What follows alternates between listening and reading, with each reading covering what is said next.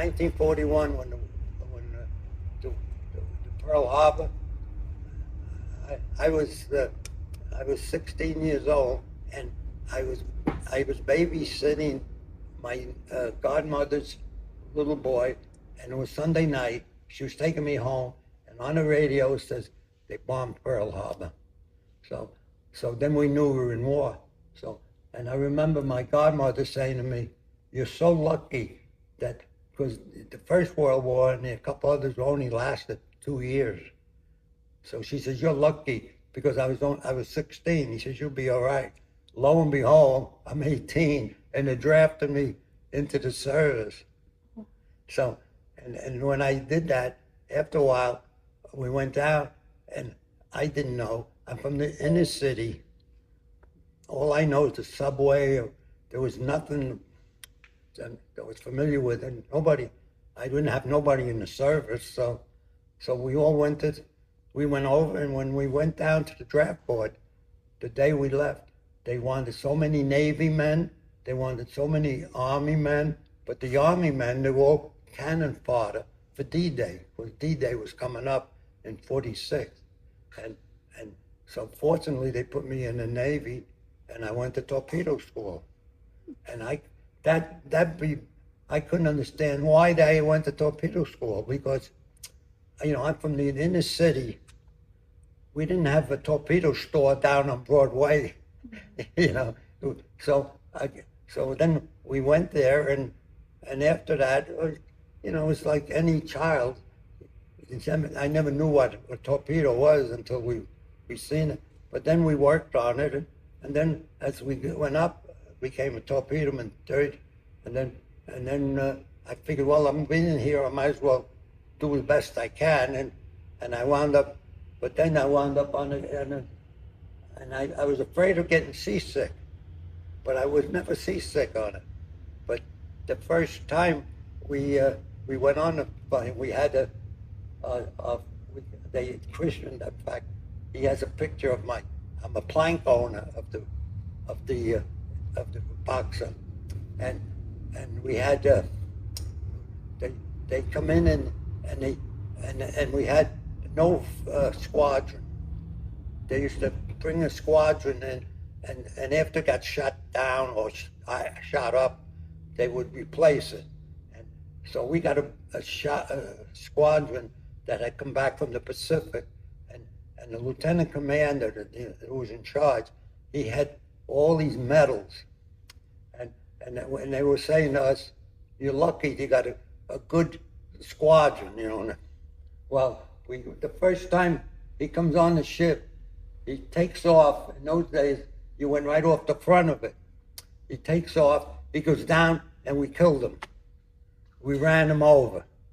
And he just come back from the war with all these medals, but it was the condition. So anyway, after that, it was such a hazardous thing, just landing these things on it, like that hook. If they missed that hook, they had to wait till the next hook, which was like, I think, 60 or 70 feet away. And by that time, it would be sliding this way, and they'd go off the side. The destroyers were the best. They used to retrieve them. They did it every time. And when they were coming around, I always remember seeing them like flies, not small flies, but you could see them coming around, and they had to slow down. But these here couldn't do it. And so if they got too slow, they would stall, and they would drop into the water. And our destroyers, or whatever destroyer escorts, they would pick them up. But you know what? All the pilots were all young kids. They're all 23, 24 years old. You didn't see like some old, like you see a pilot. They're all young kids. And they probably the only crazy ones that would do it. Yeah. So.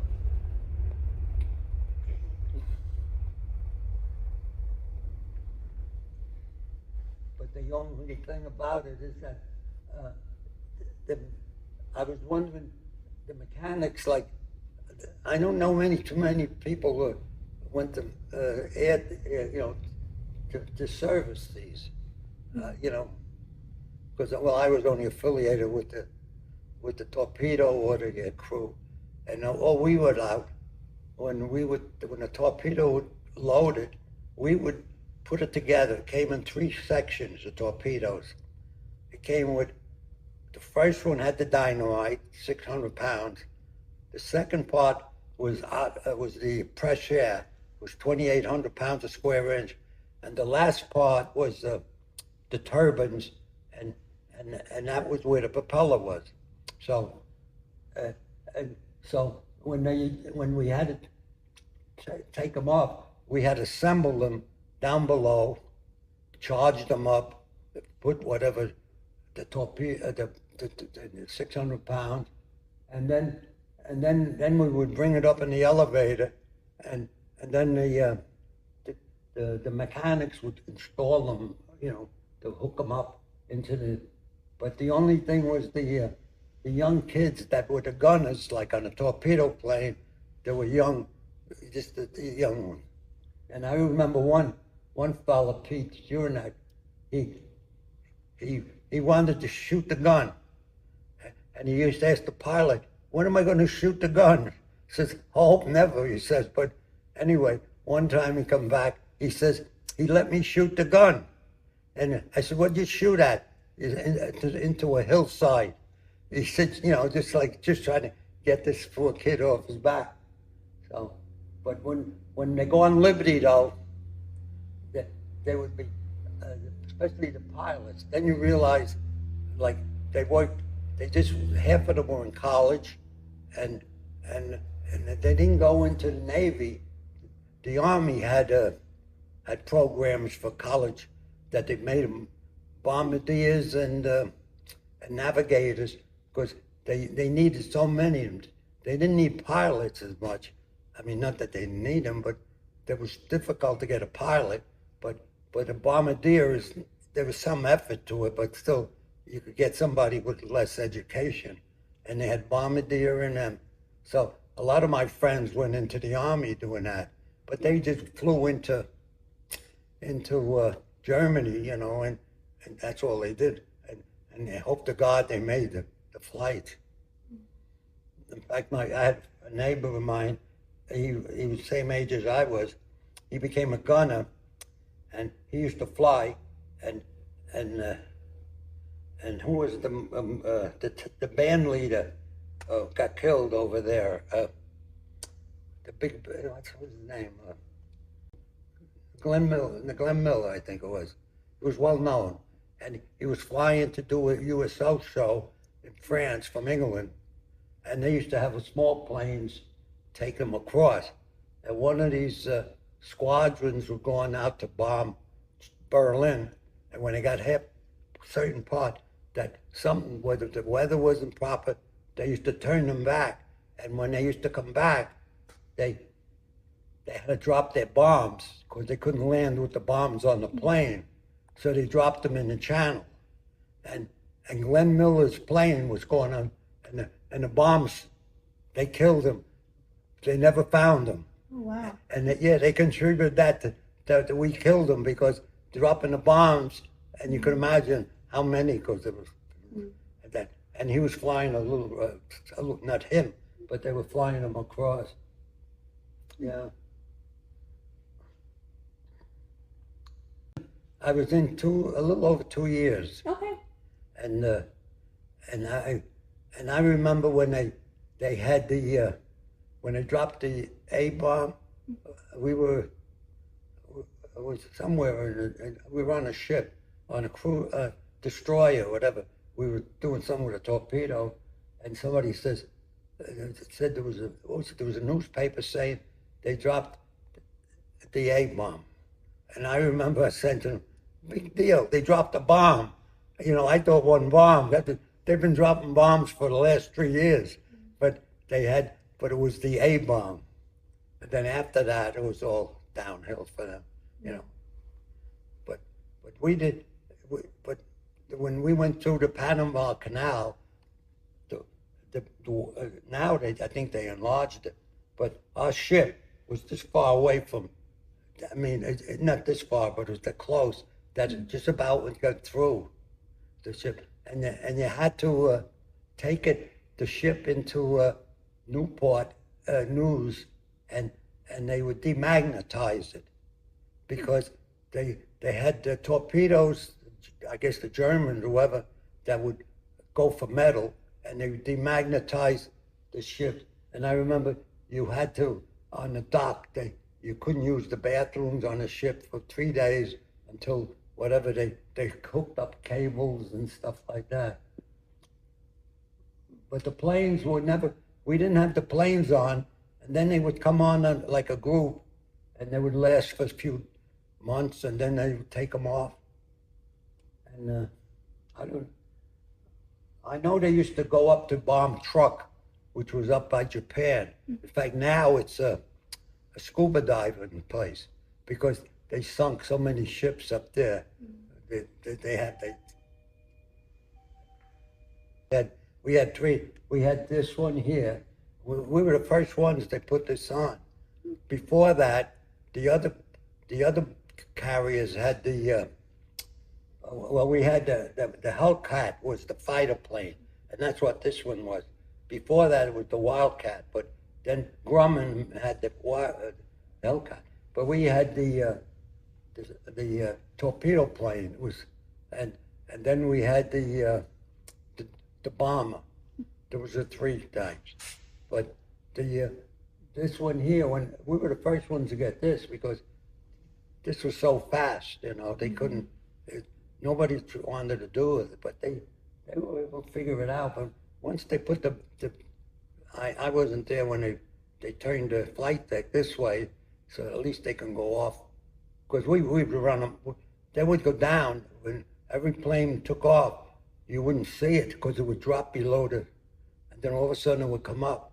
And like I said originally, for that one time, we just ran right over them. So this way they get out of the way. Yeah. Next chance you get, so a plane you're going to find as familiar as the TBM Avenger. Oh, yes. So we have one. Oh, yeah. It just, it had an engine issue out in Illinois, so they're leaving tomorrow to go hang a new engine on that, Yeah. and then they'll fly it back home next week. Yeah. I flew on one, like I was telling this young lady, when we took a shakedown cruise. We were by Guantanamo Bay, and then we were going to go through the canal, and the pilots or the firemen that flew with the firemen, the sailors, they get 50% month's pay when you flew. Right. So we had a lieutenant like this. We a bunch of young guys. He says, "I'm going to rotate you." All hop on board. Yeah, and so we went in. So I have a picture I brought that show you when you come down. And when you were up there, it looked like a cork. Right. Yeah, and this was a big ship. Yep. And there's a joke they have that there was a CV, either little one, and that one pilot got lost or was having trouble, and he wanted to land on an ESTA type carrier, and he asked permission, and they said, "Yeah, okay, you can come in."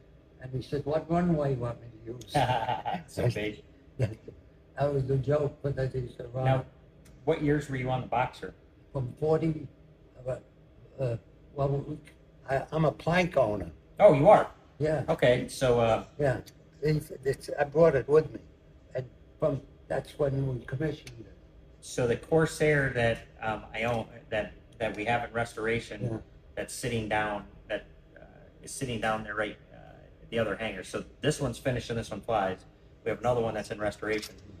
That one's first deployment was on the Boxer when you guys came down to San Diego to pick up the squadron. Oh, yeah. In August of 1945. Yeah.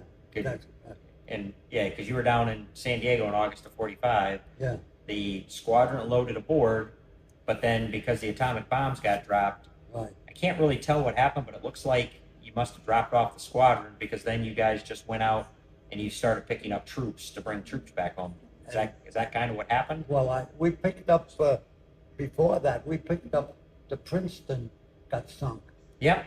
And that's where the squadron that my plane was with. Yeah. They were with the Princeton. Yeah, the Princeton got sunk, and we were in San Diego at the time. Yep. So we went out, and I was telling Don that I remember we went there. We had to pick up some survivors, and there was a big Russian kid.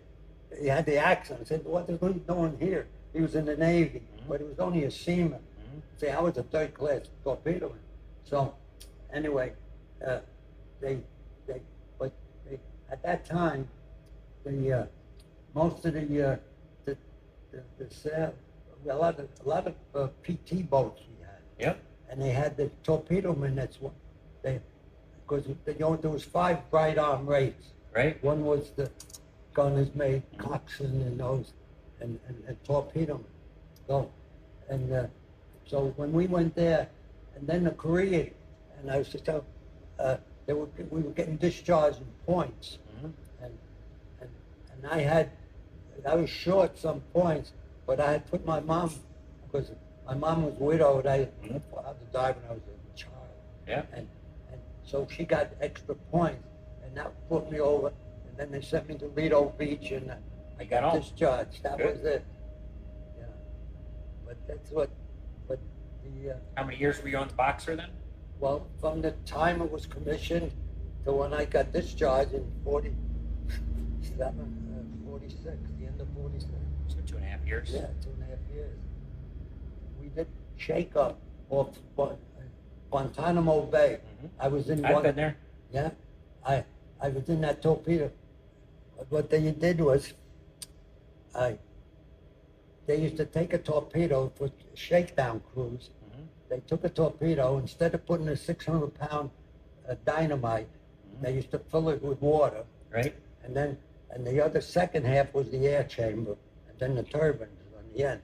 But when they practiced, they to shoot it, and when it ran its course, it would pump up the water out of the head, and it would float. Right. So we had to send to retrieve them, because they didn't want to waste them during the middle of the ocean.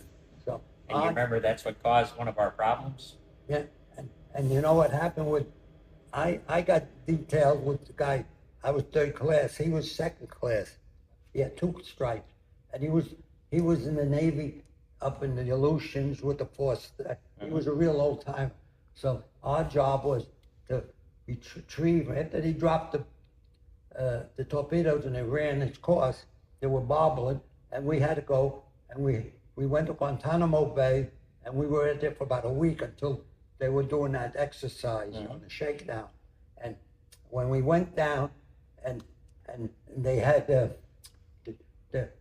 what do you call it? The ships would come in, the planes would come in, and they would drop the torpedo, and the torpedo had how it worked. It was under the exploder. There's under the dynamite. There's an exploder. There was screws. They used to put there's a water wheel there. Right. And when they dropped it, it used to run, and the water wheel would screw up the Winchester caps up to into the dynamite. Arm it? Yeah, to arm it. And so then when it hit, there was a ring that would set off the caps and then set up the torpedo. So if you dropped it too soon, it would hit, but the exploder would just blow out the bottom, because they didn't have time to get it up into the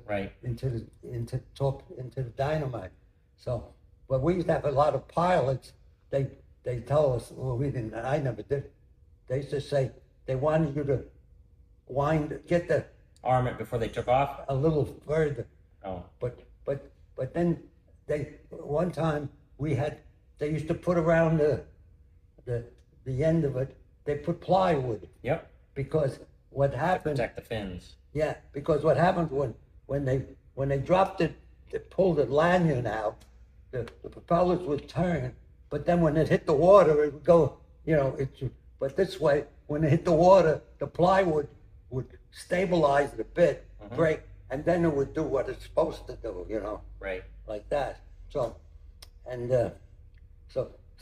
my job was, when they were ready to use it, we would put it up in parts together, and then bring them up to the flight deck and have them put them on a plane, you know, like that. But I was good with the gyro. We had a gyro, but the gyro was only good on the destroyers because the gyro I get this, the torpedo, it didn't run straight. It went up and down and this way. That's how it went. And so the gyro was directed. So if you, on a destroyer, you could shoot it there and hit the ship this way because when the gyro was this way, so when you dropped it, the gyro, and it just took the fin. And churned it. Yeah, and the thing would just keep going. But why would it only work on the, ship launched off a destroyer? Why didn't it work? Why did the gyro work very well coming from a plane? Because they're playing, and like the PT boat, they aimed the plane at it. Oh, okay. They didn't have to do that. They didn't have to set it, okay? Yeah, they just aimed it right at the. Okay. Kind of like when they set it on a submarine, also. Then. Yeah, they just had to straight. So when they did it, when they came around, but then once it passed that one set, it would pass. So then the fin would go the other way. Then it start to go this way, right? And then go back and forth. But then for the depth of it, there was a spring there. You had to set it for so many feet. Mm-hmm. Most of it was 10 feet, I think, if I remember. But if you went like a heavy, you could whatever. So and it would go, and when you dropped it, the fin would dive. Once it passed the 10 feet, the fin would flip it up and it would come up. It overcorrected. So it was going like this and like that, and so the only thing that I was good at a gyro because just before after I graduated high school for 1 year I got a job at Boulevard Watch, mm-hmm. and they made the bomb sight there, and I was good with small parts. So the lieutenant said to me, "You see what you could do." So I knew enough about it, but I didn't know I knew about the distance on the exploder. So sometimes they dropped it off, and if it missed, if it armed and didn't hit anything, it would hit the dirt and blow up. Mm-hmm. But most of the time, if it wasn't armed, it would blow out the bottom. Right. Through the bottom of it.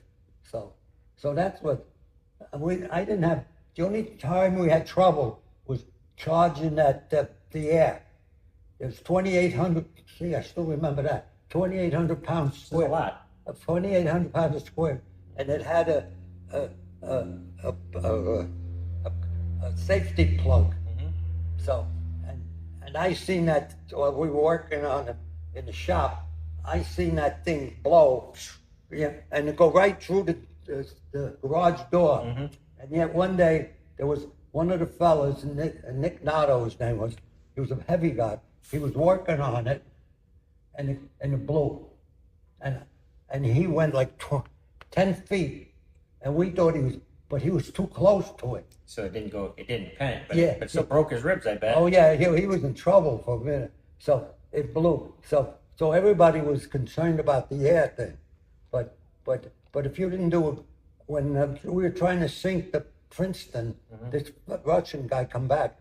They couldn't sink it because the PT boats, the torpedoes weren't accurate. Mm-hmm. They dropped them and they went berserk, and the whole squadron had whatever was there had to scoop. Mm-hmm. So they had an old cruiser had the tubes underwater, mm-hmm. Some old cruiser, and they come up and they hit the Princeton. Good. And they sunk it.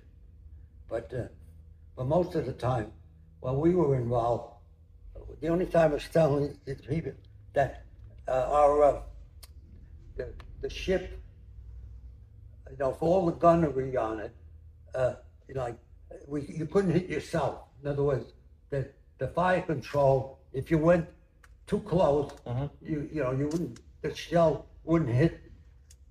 So when you had didn't they have electric shutoffs to the trigger? No, but not the individual. Like okay. We used to hang out. We used to hang out in the fantail. We used to bring up the torpedo, and when they were practicing, they used to put they had a sled out, and they had an iron post at the end of the, on the picture, you'll see that they had this massive, big post, and they had this, and the planes used to strafe it, you know. So what happened was, one day, after they used it, they didn't take the post out, it was portable. So with the next one, they were shooting at something. When it came around, it's not here. They hit the post, and it came in shrapnel. Ouch. Yeah, and we were there, and I seen one guy took his heel right off. He was one of the, and we used to go up there, and we used to watch him with the shells coming out, and then they would strafe, you know, they had all these practices, but the fighter planes, when they got these, we were the first ones, I think, to get them, and they were having trouble landing them. But like I was just telling more them, power, more performance. and they were all 23-year-old kids flying. So a story that for the Boxer, like our Corsair that Yeah. you'll see later, the squadron that came off the Princeton switched from Hellcats to Corsairs in San Diego for training. Right. But then when the Boxer went back out to sea, because they knew the war was winding down, they actually switched back to Hellcats. They didn't deploy with the Corsairs. Yeah, Well, I remember the Corsairs that they couldn't stall. They would stall because before they landed, and we used to see them. Yeah, and they could come around, and all of a sudden, one would drunk, and I've seen the destroyers or the destroyer escorts. They would pick them up. They did it like so many times because they would ditch and they would get out. But then the others would come in, and I was just looking at that hook. That hook, I never was that close to it, but when they hit it, it would not only to pull this way, but it would start sliding on the wire a little bit, and the fellow with the flags, he had to watch out. Sometimes you'd have to jump into the. Well, they got to, once it hooked, they have to try to get the pilot to immediately pull the power back. You know, and then they had, at the end, when I was there, after so many hooks, then they had like a fence, something about this high, but then later, I seen that they had it with it entwined where it would engulf the plane to slow it down, but before it would hit that. Before it hit the rest of the plane. Yeah, well, some of them would go over. And I was telling them that the lieutenant commander, he just come back with all his medals, and when he went off that ship, and we were watching him, and everybody says, this is the new squadron you're going to get, and he had more medals. When he went off the plane, off the ship, no matter what, they all dropped before they turned the deck. And then they pull out, and the guy in the catapult, you know, that guy would listen to the motor. He was very, I don't know what rank he was, but he, and everybody was, we all went up there to see the new squadron. He went off, we ran over and killed him. Oh. The same guy just got all these medals, and because it was like, I think. Well, still a dangerous time. Yeah, 30, no matter where it was, you know, just, and I said to him, but if you went on, we used to get Liberty on, they take you on like little boats into the shore, but I was telling them, when you come back, all the pilots were like 22, 23 years old. There weren't many old guys. They were all young. So now here's an amazing thing. How old are you now? I'm going to be 100. When? January 7th. Okay, so coming up soon. Yeah. But notice that 2.5 years, he remembers everything. Yeah. Yeah. You know, that's the only thing wrong, is that but after that's what everybody tells me. And I don't look my age, they say. But after I got out of the service, I'm only a high school graduate. So after I got out of the service, during the Second War, during the Depression, we were so poor. We used to be my mother used to take us to bread line. It was terrible. But where'd you grow up? In Long Island City. Okay. Right by. So I was always in the city. But during the Depression, the best jobs was the city jobs. So whether it was sanitation, police, fire. So when I came out, I was a high school graduate. I took the police and the fire test. Right. And I made them, of course. I went 1 year as a cop up in Harlem, but I was single, and I was up there with these people that, not that I, who Right. Yeah, it's a rough area. yeah, and that was, so, but then I made the fireman came, I went on the fireman, and I became a chief. I wound Okay. up 28 years in Which borough? Brooklyn, Queens, and Manhattan. Okay. As I got promoted, I was in Bedford-Stuyvesant. I did that. So My grandfather was a volunteer in the Bronx. oh yeah. Well, the Bronx, when the Bronx was burning, that time it was the World Series. We were going. What year would that have been about ballpark? When the World Series. Well, I was a captain in the Rescue 4 at that time. So I In got the 50s? Oh yeah. Okay. It was yeah. At one time when Ford ran for president. Oh, that would have been in the 70s then, right? Yeah, it was For way Ford, back. yeah. Because when Ford was running for president, he was going to let New York City go bankrupt. But Carter won, I think, and so we had the black mayor Deakins. So anyway, to come back to my original point, we went there and we go in the fire and we had to. It was like the hours. I mean, you could have got burnt or it hurt or shot. But when I went in Harlem, I was single at the time, and it was too much.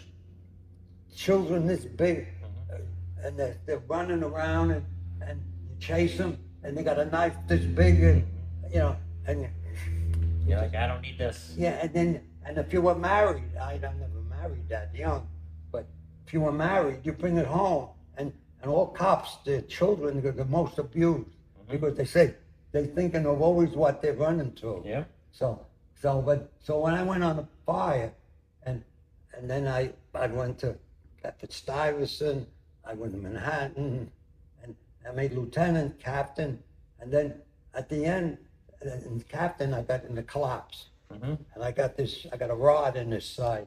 So I got out on 3/4, and I was on the chief's list. I was going to make battalion chief, but.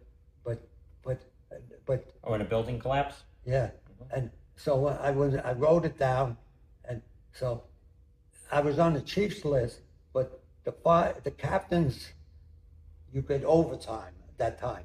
In other words, you got extra, and that affected your pension.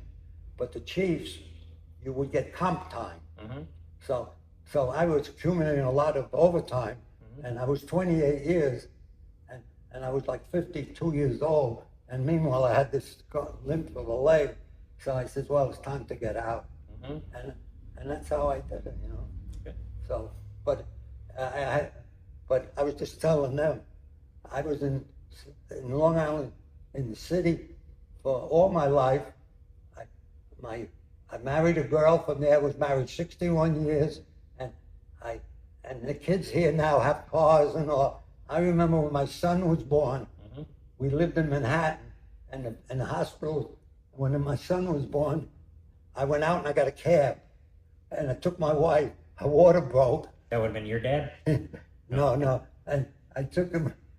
We went over there. Now, one of my grandson's relatives, the girl was having a baby. They couldn't. 6 people had to be on call to take her to the hospital. She had the baby. But meanwhile, we got in a cab, and Because you used the cab then? yeah. But we used to use the railroad, the trains all the time. But the only thing I found is that the generation it was a lot of like mafia, but you didn't, unless you got involved. And, It didn't bother you? Yeah, it wasn't so much. You see a lot of bad things, maybe you shouldn't. I wouldn't. How old were you when you joined the Navy? I was drafted at 18. 18, okay. Yeah, and I don't know why.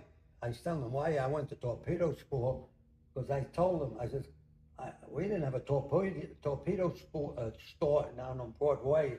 You know, like, where would you get that? So, but it's just that at the time they needed torpedo men. Yeah.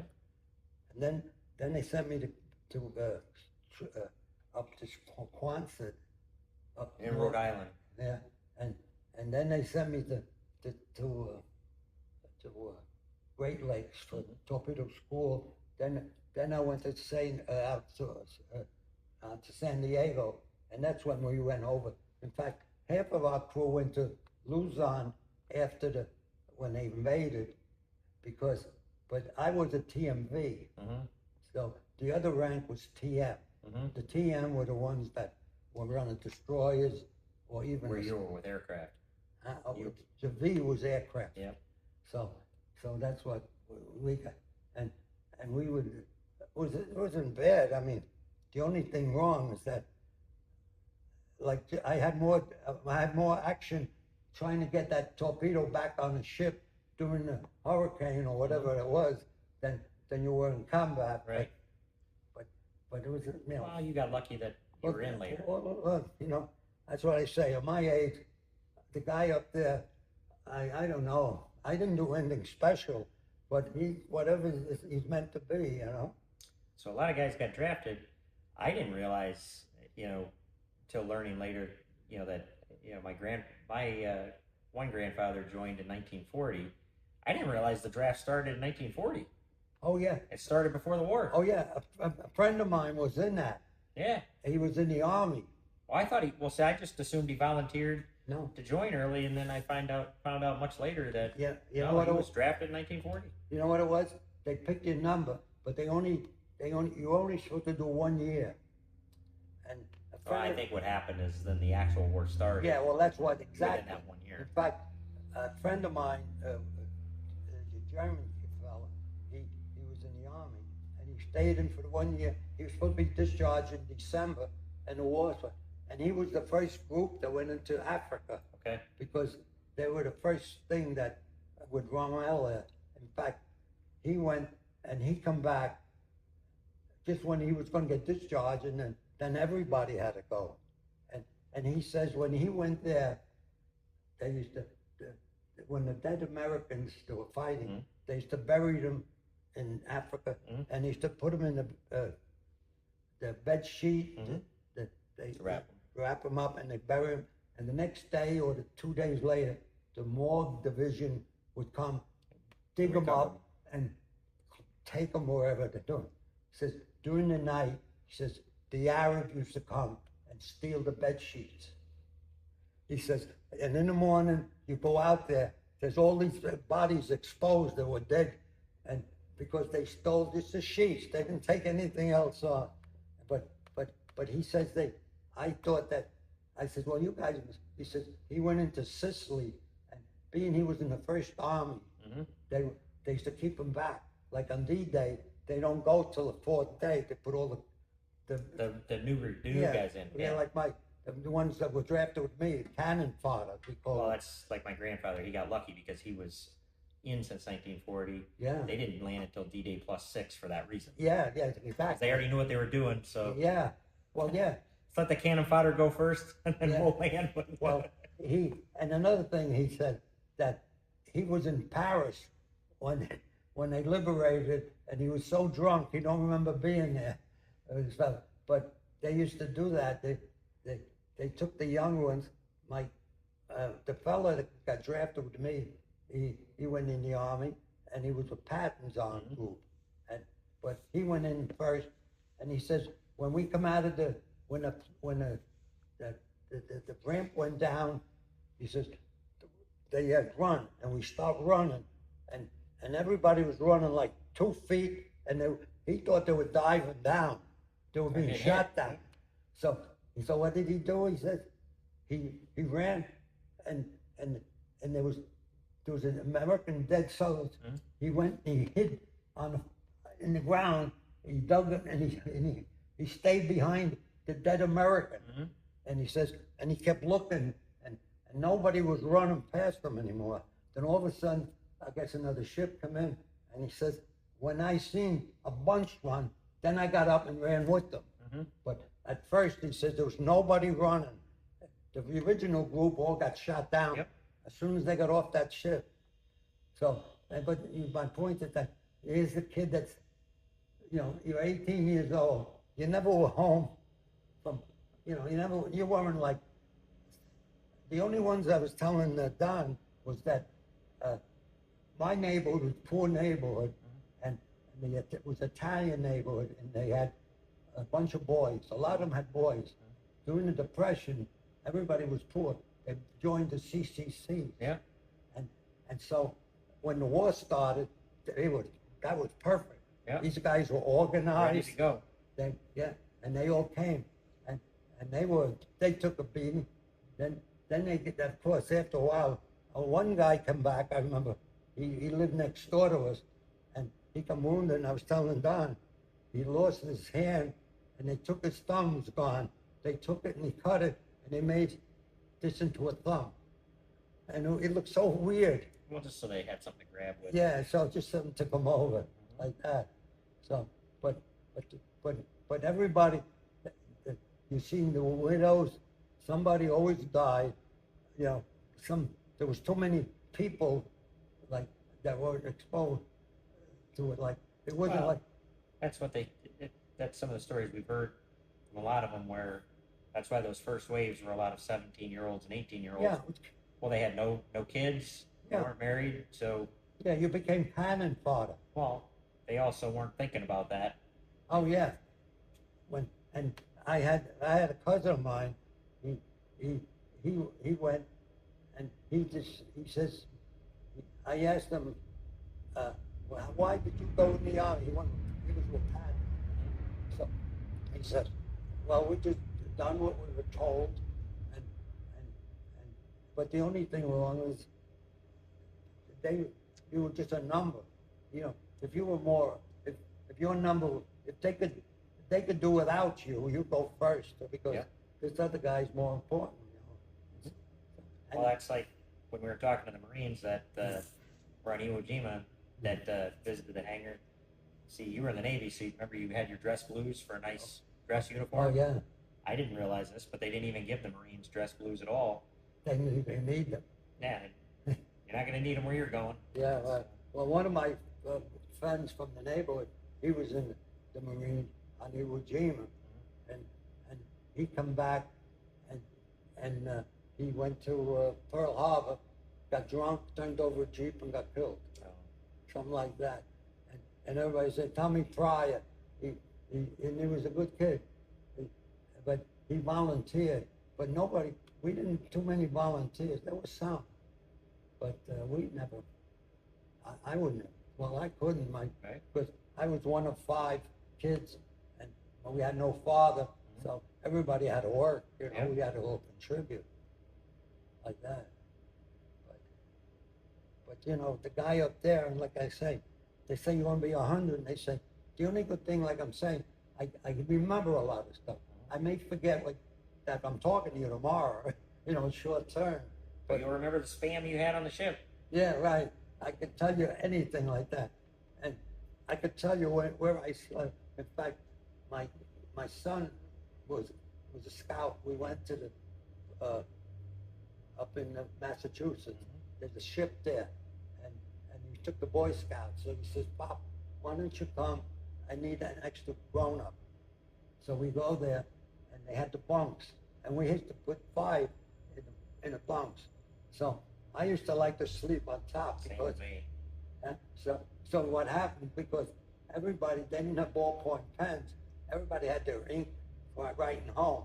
So the guy, if you was down in the lower one, during the night, if they had to go to the bathroom, they had to put 1 step on your bed all the way down.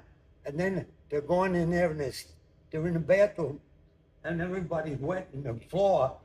And then they're coming up and they're on your bed again, going up. And the ink. Yeah, we had different problems where if you're on the lower rack and somebody gets sick. Yeah. And then same story. yeah. And they'd be up.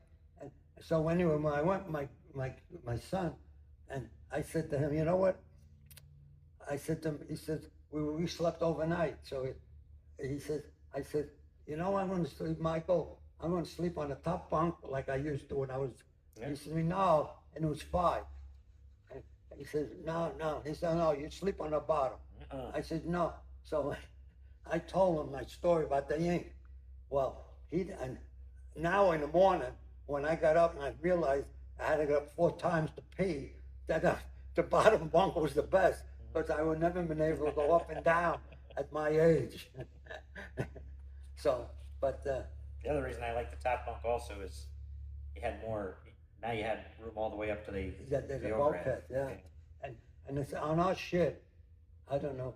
They had during the general quarters. You only could take one stairway. Port side goes up, and the other one comes down.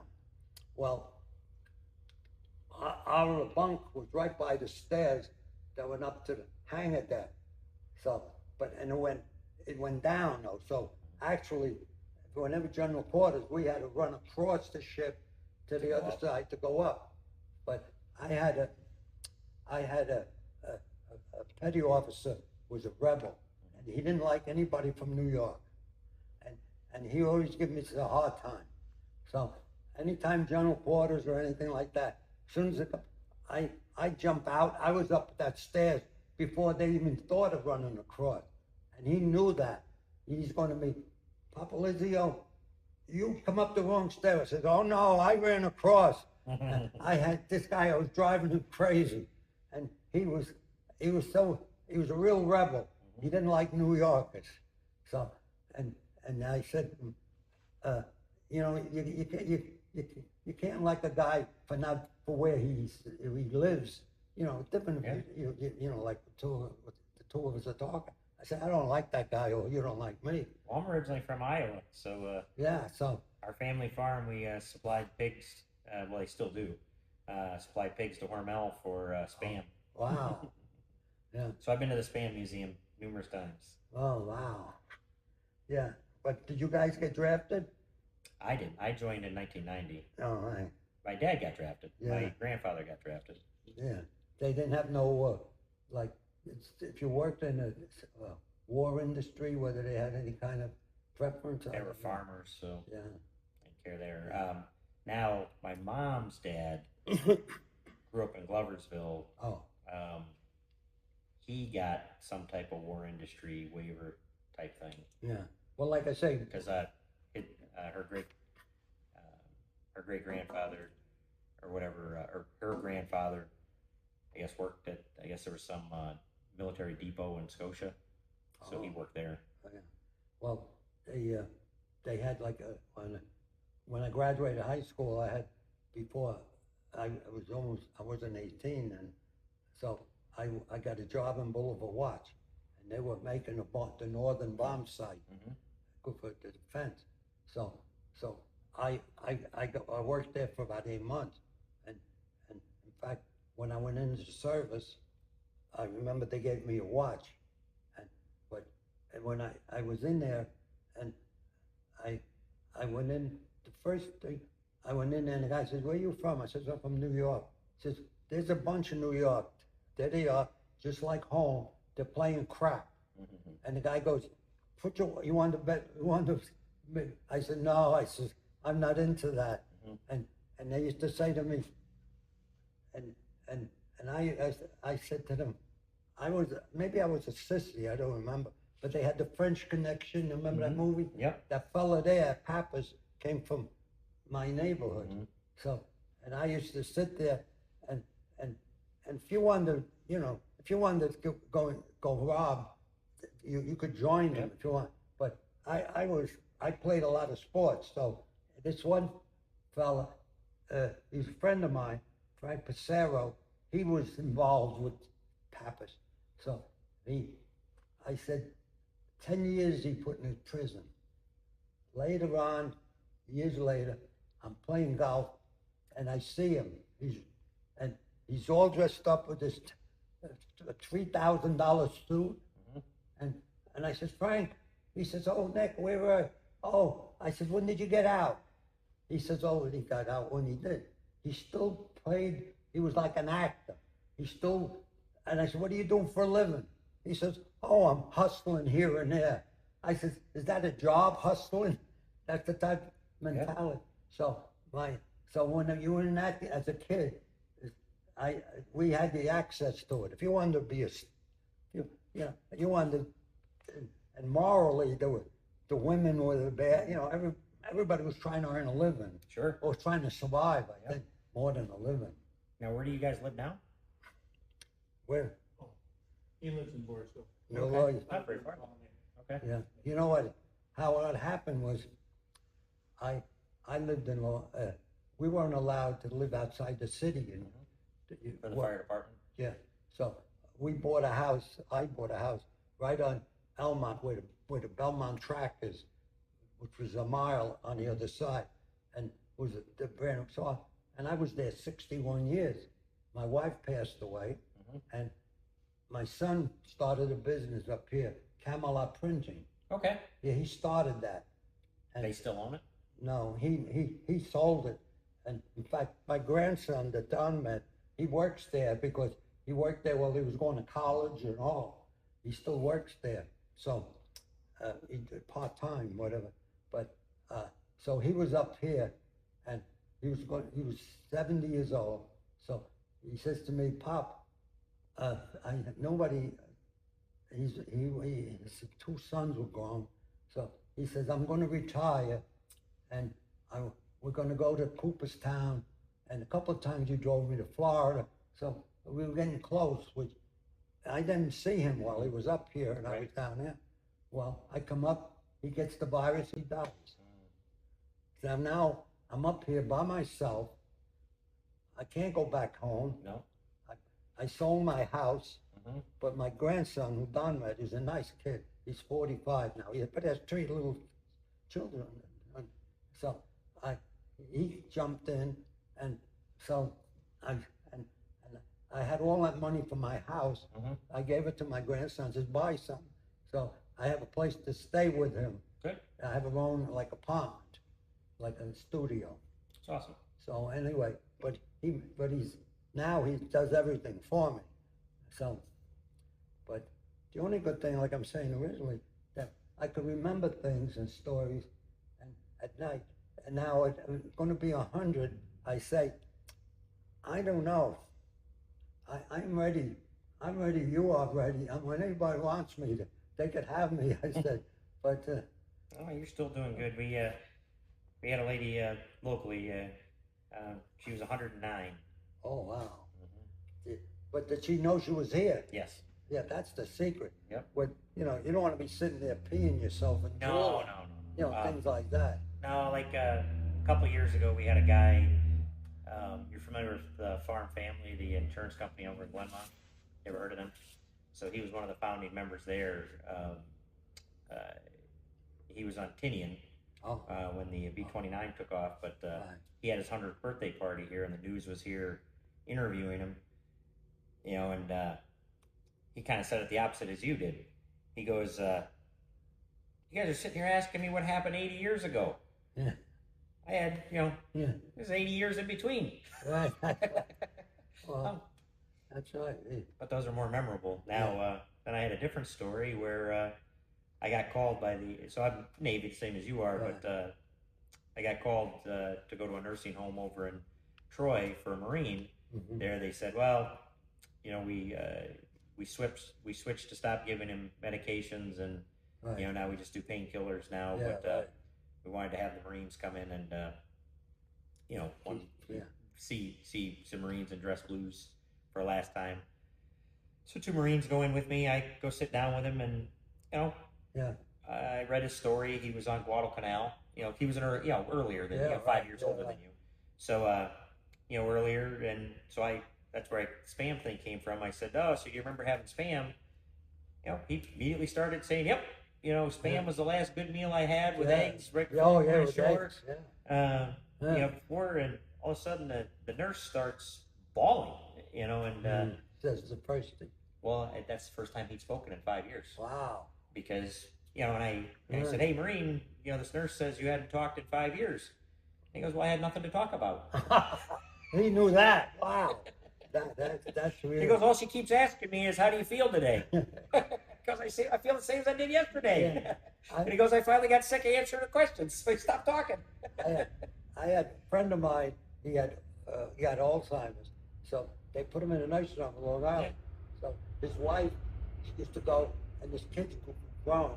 His wife used to go there every day and talk to him and say, "Oh, Eddie did this and Charlie did that," you know, and she'd be every day. She'd talk to him because he would just sit there in his own mind. Yeah. And he went on. One day she comes back. She's crying.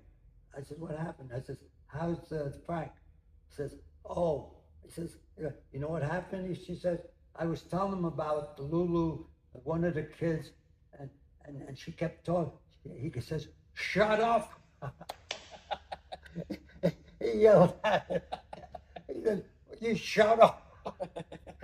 Daddy got at him. So, but that's what, when you think of it, once it comes out. Yeah, that was fun. But a lot of them, but you do get forgetful. Yeah. But sometimes things like I say.